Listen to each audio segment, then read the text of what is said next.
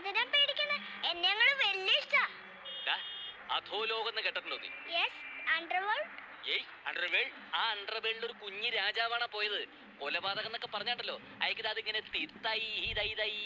അത്രേ ഉള്ളൂ.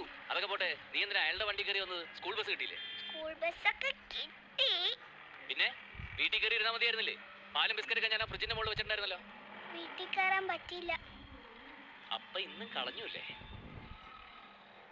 അല്ല, എന്ത് കളഞ്ഞു എന്നാ നീ പറയുന്നേ? എന്റെ പൊന്നു മാത്യു ചേട്ടാ, ഇവിടെ നിന്ന് കിട്ടുന്ന ശമ്പളം എനിക്ക് ലോക്ക് വാങ്ങിക്കാൻ തികയുന്നില്ല.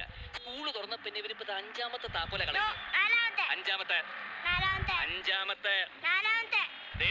മൂന്നാമത്തെ താക്കോൽ അച്ഛനാ. എന്നോട് തർക്കുത്തരം പറയാറായടാ നീ. നീ വന്നേ, ഇവിടെ ഇരുന്നോളണം. ഇന്ന് നീ വീട്ടിൽ കയറണ്ട.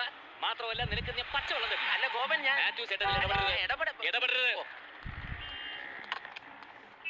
ഇതിലെ 20